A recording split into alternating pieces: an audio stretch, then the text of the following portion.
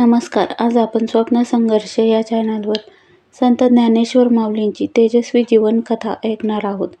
संत ज्ञानेश्वर माऊलींची तेजस्वी जीवनकथा या कथेचे संपूर्ण श्रेय कथालेखकाला देण्यात येत आहे. चला तर मग संत ज्ञानेश्वर माऊलींच्या उर्वरित जीवनकथेला सुरुवात करूयात. 4 दिवसांनी पैठणच्या ब्रह्मवृंदांची सभा भरली. सभेचा विषय गावकऱ्यांना दवंडी पिटून प्रकट केलेला असल्यामुळे सभेला आधीपासूनच गर्दी लोटली होती. बसायला जागा उरली नव्हती.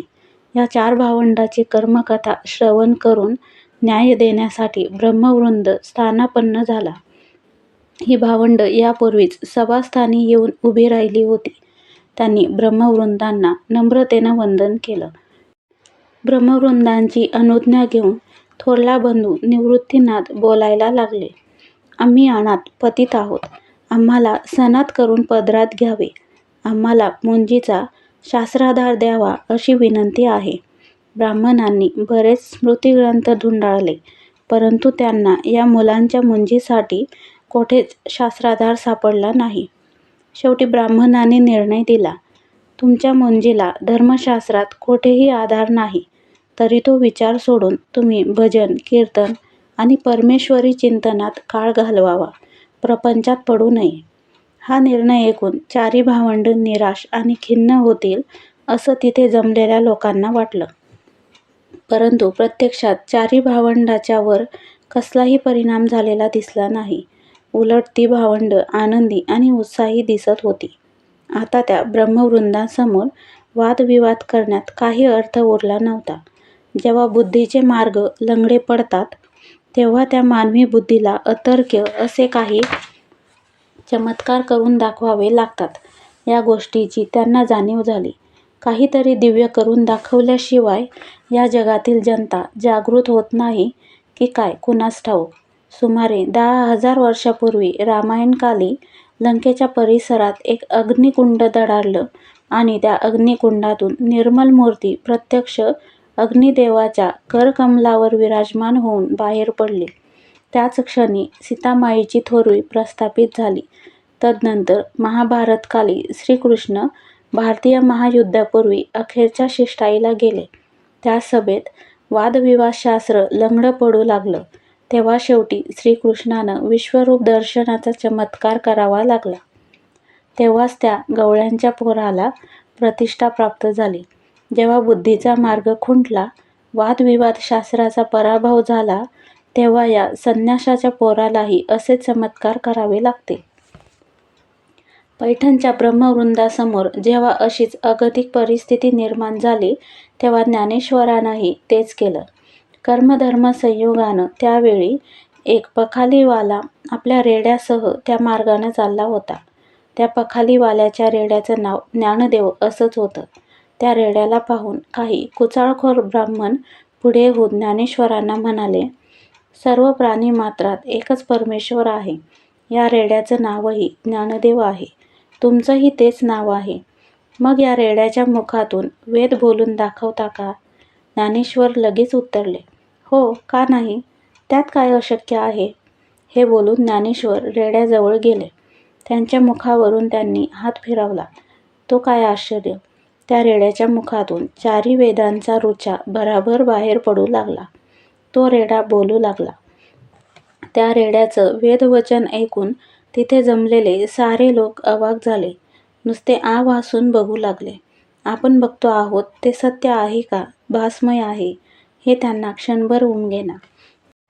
परंतु जेव्हा सारा प्रकार त्यांच्या लक्षात आला, तेव्हा आनंदित होऊन पटापट ते ज्ञानेश्वरांच्या चरणी लागले.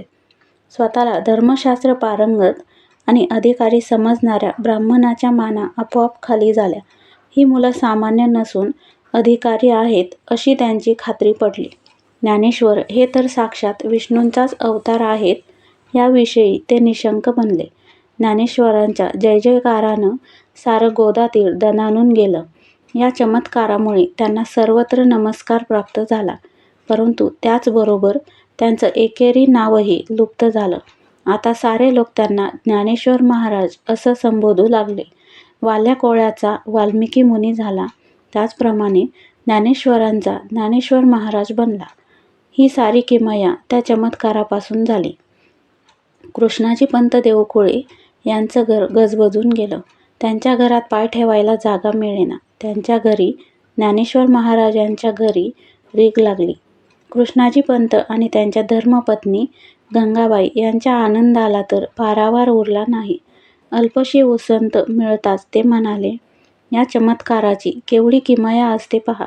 त्या चमत्कारासमोर ताठ माणसं वागतात, नतमस्तक होतात. तुमच्यासारखे देवच असे चमत्कार करू शकतात. ज्ञानेश्वर म्हणाले, असंच काही नाही. चमत्कार हे पातत घडतात, ते करावे लागत नाहीत. शिवाय आज तो लोकांना चमत्कार वाटतो, तो उद्या चमत्कार उरत नाही. आजचा चमत्कार हा उद्याचा साक्षात्कार होतो.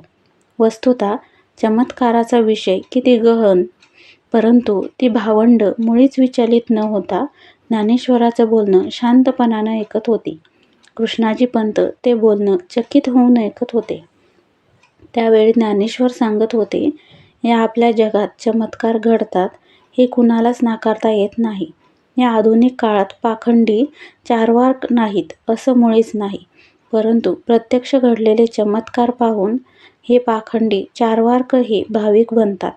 त्या चमत्काराचं खोडं उलगडता येत नाही म्हणून अगतिक बनतात आणि चमत्कारासमोर नमतात. काही वेळ थांबून ज्ञानेश्वरांनी आपल्या बोलण्याचा समारोप केला.